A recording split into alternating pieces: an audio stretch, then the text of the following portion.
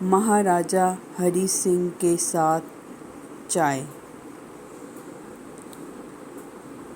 بابا Ajit Singh Jujhar Hari Khalsa high school سے اٹھ کر prince of Wales college Jammu کا داخلہ ویسا ہی تھا جیسا کسی دور افتادہ گاؤں کا دیہاتی اچانک بڑے شہر میں وارد ہو جائے۔ چند روز قدرے بوکھلاہٹ رہی، لیکن جب میں نے بھی دوسروں کی طرح کوٹ پتلون زیب تن کر کے گلے میں ٹائی کا پھندا ڈال لیا تو بڑی آسانی سے ہر کے درکان نمک رفت نمک شد کے محاورے میں ڈھل گیا۔ پتلون پہن کر پہلی بار باہر نکلا تو بڑا حجاب آیا، کیونکہ ہر قدم پر یہی احساس ہوتا تھا کہ میں سڑک پر ننگا ہی چلا آیا ہوں۔ لیکن کچھ عرصہ بعد جو لوگ پاجامہ پہنے باہر گھومتے پھرتے نظر آتے تھے، ان پر برہنگی کا شبہ ہونے لگا۔ اردو کا جھنڈا تو میں خالصہ ہائی اسکول میں گاڑ ہی آیا تھا، اب کالج آ کر میں نے انگریزی زبان کو اپنا تختہ مشق بنا لیا۔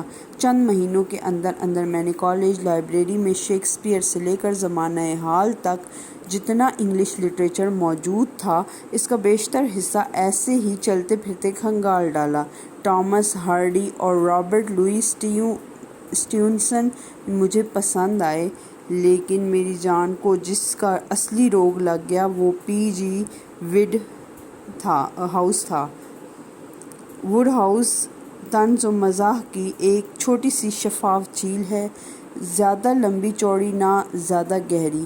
اس میں فلسفہ کا جھاڑ جھنکار اگتا ہے، نہ نظریات کی لہریں اٹھتی ہیں۔ محدود وسعت کی کہانیوں سے وہ لامحدود تفنن طبع کا سامان مہیا کرتا ہے۔ زبان اس پر کبھی حاوی نہیں ہوتی، بلکہ وہ خود زبان پر اس درجہ حاوی رہتا ہے کہ موم کی ناک کی طرح اسے جس طرف چاہے مروڑ کر اپنی بے نظیر اسلوب بیان میں ڈھال لیتا ہے۔ اس نے 88 سے اوپر تصانیف چھوڑی ہیں۔ ایک کتاب کئی بار پڑھنے سے بھی اکتاہٹ کا احساس نہیں ہوتا۔ انگلش لٹریچر کی تاریخ میں اس کا شمار ان لوگوں میں تو نہ ہوگا جنہیں کلاسیکی درجہ دیا جاتا ہے، لیکن اگر ووڈ ہاؤس پیدا نہ ہوا ہوتا تو انگریزی زبان کی بہت سی نزاکتیں اور لطافتیں تشنۂ اظہار رہ جاتیں۔ علمی انگریزی تک رسائی تو لائبریری کے ذریعے ہو گئی، لیکن عملی انگریزی کا ترجمہ مجھے اپنے والد بزرگوار سے حاصل ہوا۔ عبداللہ صاحب ایک دریا کی طرح تھے جو نہایت خاموشی سے نظروں سے اوجھل زیر زمین بہہ رہا ہو۔ 5-6 برس کی عمر میں جب وہ یکا یک یتیم ہو گئے تو انکشاف ہوا کہ ان کا بال قرضہ میں باندھا ہوا ہے اور گھر کی ساری زمین اور مکان ساہوکاروں کے پاس رہن رکھے ہوئے ہیں۔ موروثی زر اور زمین کی یہ بے ثباتی دیکھ کر عبداللہ صاحب نے اب ایسی جائیداد بنانے کا تہیہ کر لیا جو مہاجنوں کے ہاتھ گروی نہ رکھی جا سکے۔ چنانچہ وہ دل و جان سے تعلیم حاصل کرنے میں منہمک ہو گئے۔ اس زمانے میں چمکور صاحب میں کوئی سکول نہ تھا۔ پرائمری سکول 5 میل دور تھا، مڈل سکول 11 میل اور ہائی سکول 20 میل۔ 2 سال کا امتحان ایک سال میں ختم کر کے اور وظیفے پر وظیفہ لے کر عبداللہ صاحب ضلع امبالہ سے میٹریکولیشن کے امتحان میں اول آئے۔ ان دنوں سر سید احمد خان کی تحریک علی گڑھ کا بڑا چرچا تھا۔ لدھیانہ کی انجمن مفید عام اس تحریک سے متاثر تھی۔ پنجاب میٹریکولیشن میں غالباً پہلی بار کوئی مسلمان لڑکا ایک ضلع میں اول آیا تھا۔ عبداللہ صاحب کا رزلٹ دیکھ کر انجمن پنجاب مفید عام کا ایک کارکن چمکور صاحب آیا اور عبداللہ صاحب کو علی گڑھ سر سید کے پاس لے گیا۔ وہاں پر انہوں نے انگریزی، عربی، فارسی، فلسفہ اور ریاضی میں اپنی دھاک بٹھائی اور علی گڑھ کالج کے ابتدائی دور میں BA کر لیا۔ BA کے بعد سر سید کی وساطت سے انہیں انگلستان جا کر ICS کے امتحان کے لیے وظیفہ ملا۔ اس زمانے کی توہمات میں 7 سمندر پار کا سفر بلائے ناگہانی کے مترادف تھا، چنانچہ دادی اماں نے اپنے بیٹے کو ولایت جانے سے منع کر دیا۔ عبداللہ صاحب سعادت مند فرزند تھے، انہوں نے وظیفہ واپس کر دیا۔ سر سید کو مسلمان نوجوانوں کا مستقبل سنوارنے کی دھن ہی نہیں بلکہ جنون تھا۔ انہوں نے عبداللہ صاحب کو بڑا سمجھایا بجھایا، ڈرایا دھمکایا، غصے میں آ کر کچھ پٹائی بھی کی، لیکن ماں کی خواہش کے سامنے وہ ٹس سے مس نہ ہوئے۔ آخر مایوس ہو کر سر سید نے انہیں علی گڑھ سے نکال دیا اور حکم دیا کہ اب وہ عمر بھر اپنی منحوس صورت انہیں نہ دکھائیں اور ایسی جگہ جا کر مریں جہاں کوئی ان کا نام لینے والا نہ ہو۔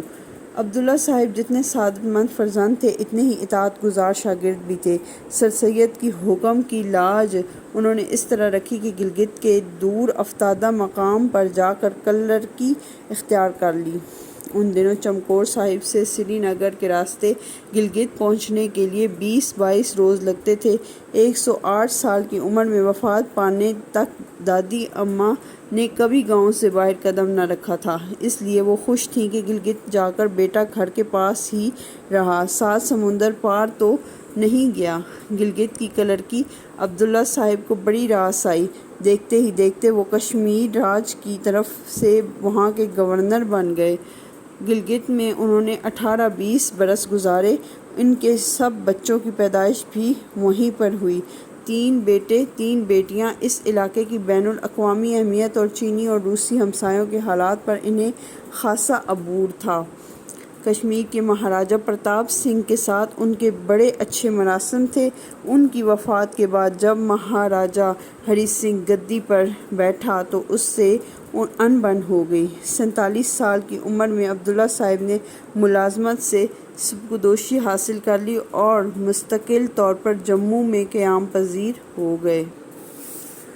یہ وہ زمانہ تھا جب جموں اور کشمیر کے مسلمانوں کی صدیوں سے خوابیدہ قسمت انگڑائی لینے لگی تھی۔ ینگ مینس مسلم ایسوسی ایشن کے پردے میں چودھری غلام عباس نے اپنی سیاسی زندگی کا آغاز کر دیا تھا۔ شیخ محمد عبداللہ نے بھی سری نگر میں ایسوسی ایشن کی برانچ کھول کر سیاست کے خارزار میں پہلا قدم رکھ دیا تھا۔ مسلمانان ریاست کے افق پر 2 نوجوان تیزی سے ابھرے اور دیکھتے ہی دیکھتے سیاسی آسمان پر پوری تابانی سے چھا گئے۔ چند برس بعد آل جموں و کشمیر مسلم کانفرنس کی داغ بیل ڈالی گئی تو چودھری غلام عباس اور شیخ محمد عبداللہ کی جوڑی اس کی روح رواں تھی۔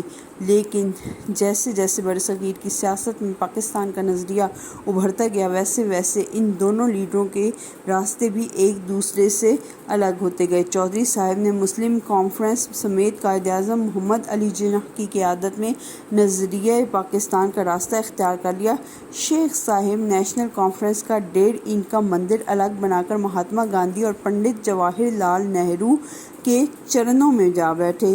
چودھری غلام عباس کی شخصیت اور سیاست صدق خلوص، دیانت اور امانت کا مرقع تھی۔ ان کی آنکھوں میں عقاب کی تیز نگاہی تھی اور دل میں جذبات کی طغیانی۔ اسلام پر ان کا صرف ایمان ہی نہ تھا بلکہ عملی زندگی میں بھی وہ بڑے سحرخیز عبادت گزار اور کلندر صفت مومن تھے۔ اسلام کے بعد ان کا دوسرا جزو ایمان پاکستان تھا۔ مسلمانان کشمیر کے دل میں پاکستان کے ساتھ وابستگی کا عقیدہ راسخ کرنے کا سہرا سب سے زیادہ انہی کے سر ہے۔ زندگی عزیز کے کئی سال انہوں نے جیل میں گزارے۔ پاکستان آ کر بھی انہیں دوبارہ جیل جانا پڑا۔ سچی بات 2 ٹوک کہہ دینا ان کی طبیعت ثانی تھی، اس لیے اپنے بھی ان سے خفا تھے، بیگانے بھی ناخوش، اور زہر ہلاہل کو کبھی کسی کہہ نہ سکے کند۔ حال کی حقیقت کو مصلحتوں میں چھپانا ان کا شیوا نہ تھا۔ ان کے اصلی جوہر کا اگر کسی نے پہچانا تو صرف قائد اعظم نے پہچانا۔ پاکستان کے باقی سب لیڈر اوپر سے تو ان کی عزت کرتے تھے لیکن اندر سے کھنچے کھنچے رہتے تھے۔ چودھری صاحب کا ظاہر اور باطن ایک تھا۔ یہ جنس سے نایاب ہماری سیاست کے مزاج کی ضد تھی، اس لیے ذہنی تصادم کا میدان کارزار ہر وقت گرم رہتا تھا۔ اس کے برعکس شیخ محمد عبداللہ سیاست کے کباڑ خانے میں بے پندے کا لوٹا تھے۔ جب انہوں نے ینگ مینس مسلم ایسوسی ایشن کے پلیٹ فارم سے اپنی اڑان شروع کی، اس وقت وہ ایک اسکول میں سائنس ٹیچر تھے۔ چہرے پر بڑی خوشنما داڑھی تھی اور گلے میں لحن داؤدی کا نور بھرا تھا۔ ان کی قرات اور نعت خوانی ہزاروں لاکھوں کے مجمع کو مسحور رکھتی تھی۔ لیکن پھر مسٹر گوپال سوامی آئنگر کشمیر کا وزیر اعظم بن کر آیا۔ کہنے کو یہ ICS آفیسر تھا، لیکن درپردہ وہ انڈین نیشنل کانگریس کے مندر کا پجاری تھا۔ اس نے اپنے جال کچھ ایسی چابکدستی سے بچھائے کہ شیخ صاحب سدھائے ہوئے بٹیر کی مانند بڑی آسانی سے تہہ دام آ گئے۔ دیکھتے ہی دیکھتے ان کی ذہنی، معاشی اور سماجی کایا کلپ ہو گئی۔ امیر کدال اور حضرت بل کے جلسوں میں نعتیں پڑھ کر لاکھوں کو رلانے والے شیخ جی اب نئے نئے اپ ٹو ڈیٹ سوٹ پہن کر وندے ماترم کا ترانہ لاپتے بمبئی کے تاج اور کلکتہ کے گرینڈ ہوٹل کی ہائی سوسائٹی میں چہچہانے لگے۔ ریزیڈنسی روڈ جموں پر انجمن اسلامیہ کے غریبانہ دفتر سے اٹھ کر ان کی نشست و برخاست برلا ہاؤس، دہلی، آنند بھون، الہ آباد اور واردھا جیسے مقام پر منتقل ہو گئی۔ مسلم کانفرنس سے ناطہ توڑ کر شیخ صاحب نے نیشنل کانفرنس کی بنیاد ڈالی تو پہلے اس کے استرے سے اپنی خوبصورت داڑھی کا صفایا کیا اور پھر اس قضیہ کشمیر کی ہشت اول بھی رکھ دی، جو آج تک پاکستان اور بھارت کے درمیان ایک خطرناک ناسور کی طرح رس رس کر بہہ رہا ہے۔